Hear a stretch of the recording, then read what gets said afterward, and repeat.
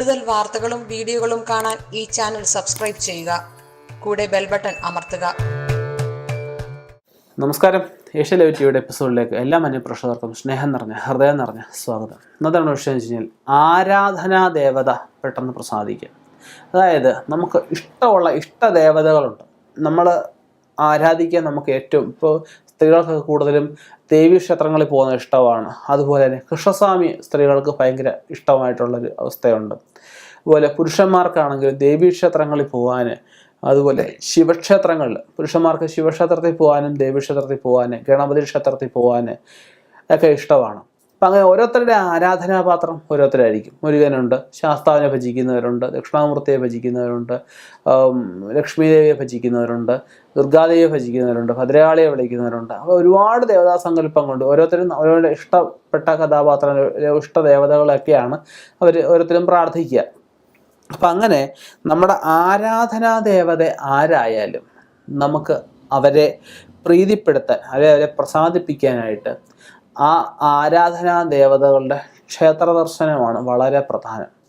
ആഴ്ച ഒരു ദിവസമെങ്കിലും പോയി ക്ഷേത്രത്തിൽ പോയിട്ട് നമുക്ക് ദ്രവ്യ സമർപ്പണം, അതായത് കർപ്പൂരം, ചന്ദനത്തിരി, എണ്ണ, നെയ്യ്, മാല, ഉടയാട, അതുപോലെ നിവേദ്യം വെക്കാൻ എന്തെങ്കിലും വസ്തുക്കൾ, ഉദാഹരണം ഉണക്കരിയാവാം, അല്ലെങ്കിൽ ശർക്കരയാവാം, കൽക്കണ്ടമാവാം, മുന്തിരിങ്ങയാവാം, കദളിപ്പഴമാവാം, അങ്ങനെ എന്തെങ്കിലും. അപ്പം അങ്ങനെ 7 കൂട്ടം ദ്രവ്യങ്ങളാണ് പ്രധാനമായിട്ടും അവിടെ സമർപ്പിക്കേണ്ടത്.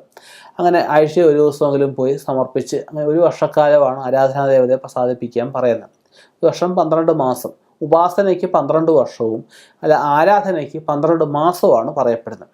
അപ്പം അങ്ങനെ നമ്മൾ ആത്മാർത്ഥമായിട്ട് 12 മാസം അല്ലെ 12 വർഷം നമ്മൾ അവരെ ആരാധിച്ചു കഴിഞ്ഞാൽ അവർ നമ്മുടെ ഉപാസനയിൽ അല്ലെ നമ്മുടെ പ്രസാദ സ്ഥാനത്ത് അല്ലെ നമ്മുടെ സങ്കല്പ സ്ഥാനത്ത്, സങ്കല്പ ഭാവത്തിലൊക്കെ വരുമെന്നാണ് പറയപ്പെടുന്നത്. നമ്മൾ മനസ്സിൽ ആഗ്രഹിക്കുമ്പോൾ തന്നെ ആഗ്രഹിച്ച കാര്യങ്ങൾ അവർ നടത്തരുമെന്നൊക്കെയാണ് പറയപ്പെടുന്നത്. അപ്പം അങ്ങനെ ആഴ്ച ഒരു ദിവസമെങ്കിലും ഈ പറഞ്ഞ നമ്മുടെ ഇഷ്ട ദേവതാ ക്ഷേത്രങ്ങളിലൊക്കെ പോയി ഈ പറഞ്ഞ 7 കൂട്ടം ദ്രവ്യങ്ങൾ സമർപ്പിച്ച് പ്രാർത്ഥിക്കുക.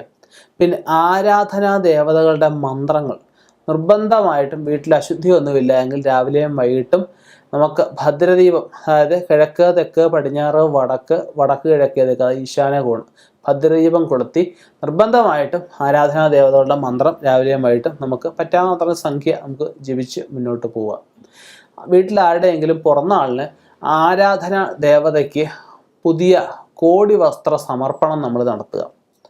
അതുപോലെ തന്നെ നമ്മുടെ ഓരോരുത്തർ ജാതകം പരിശോധിക്കുമ്പം മന്ത്രസ്ഥാനമുണ്ട്, ഉപാസനാ സ്ഥാനമുണ്ട്, 5ാം ഭാവം 10ാം ഭാവം ഒക്കെ പറയാറുണ്ട്. അപ്പം അങ്ങനെ ഉപാസനാ ദേവത അല്ലെ ഉപാസനാ സ്ഥാനം ഏതാണ്, അല്ലെ ഏത് ദേവിയെ ഉപാസന അല്ലെ ഏത് ദേവനെ ഉപാസന എടുത്താൽ ഗുണം ഉണ്ടാകും എന്നൊക്കെ നല്ലൊരു ജ്യോതിഷനെ ജാതകം കാണിച്ച് ആ ജാതകത്തിൽ പറയുന്ന ദേവതകളെ പ്രസാദിപ്പിച്ചു കഴിഞ്ഞാൽ പെട്ടെന്ന് നമുക്ക് അവരുടെ ഒരു പ്രീതി ലഭിക്കുന്നതായിരിക്കും. ചിലപ്പോൾ ജാതകം നോക്കുമ്പോൾ കാണുന്ന ദേവതാ സങ്കല്പങ്ങൾ നമ്മുടെ മനസ്സിലുള്ള ദേവതാ സങ്കല്പങ്ങൾ തന്നെയാവും. മിക്കവർക്കും അങ്ങനെ തന്നെയാണ് കണ്ടുവരാറ് പതിവ്. വളരെ ചുരുക്കം ആൾക്കാർക്ക് അല്ലാതെ കണ്ടുവരാറുള്ളൂ. അപ്പം അങ്ങനെയുള്ള ദേവതകളെ നമ്മൾ പ്രീതിപ്പെടുത്താൻ ഒരുപാട് വിശേഷ കാര്യങ്ങൾ ചെയ്യേണ്ടതായിട്ടുണ്ട്. ആ വിശേഷ കാര്യങ്ങൾ നല്ല ഒരു ആചാര്യനിൽ നിന്ന് ഉപദേശം വാങ്ങിച്ച് അല്ലെങ്കിൽ നല്ല ജ്യോതിഷനിൽ നിന്ന് ഉപദേശം വാങ്ങിച്ച് ചെയ്യുകയാണ് വേണ്ടത്. അങ്ങനെ ചെയ്തു കഴിഞ്ഞാലും ആരാധനാ ദേവതയെ പെട്ടെന്ന് നമുക്ക് പ്രസാദിപ്പിക്കാൻ സാധിക്കും. ആരാധനാ ദേവതകളുടെ ഏലസുകൾ നമ്മൾ ധരിക്കുന്നത്, ആരാധനാ ദേവതകളുടെ യന്ത്രങ്ങൾ പൂജിച്ച് ഗൃഹത്തിലോ സ്ഥാപനത്തിലോ അല്ലെ പണം വെക്കുന്ന പണപ്പെട്ടിയിലോ ഒക്കെ വെക്കുന്നതും, ആരാധനാ ദേവതകളെ യന്ത്രങ്ങളെ നിത്യം തൊട്ട് അവരുടെ മൂലമന്ത്രം ജപിക്കുന്നതും, ആരാധനാ ദേവതകളെ നമുക്ക് ചന്ദനത്തിരി, കർപ്പൂരം, അതുപോലെ നെയ്വിളക്ക് മുതലായവ ഒഴിയുന്നതും ഇവരുടെ ആ ഒരു പ്രീതി ഉണ്ടാവാനായിട്ട്, അവരുടെ ശക്തി നമ്മളിലേക്ക് എത്താനായിട്ട് ഒക്കെ സഹായിക്കുന്ന അവസ്ഥകൾ ഉണ്ട്. ഇനിയും ഇതുപോലെ ഉള്ള വ്യത്യസ്തമായ വിഷയങ്ങളുമായിട്ട് നമുക്ക് കണ്ടുമുട്ടാം. നിർത്തുന്നു. നന്ദി, നമസ്കാരം. കൂടുതൽ വാർത്തകളും വീഡിയോകളും കാണാൻ ഈ ചാനൽ സബ്സ്ക്രൈബ് ചെയ്യുക. കൂടെ ബെൽ ബട്ടൺ അമർത്തുക.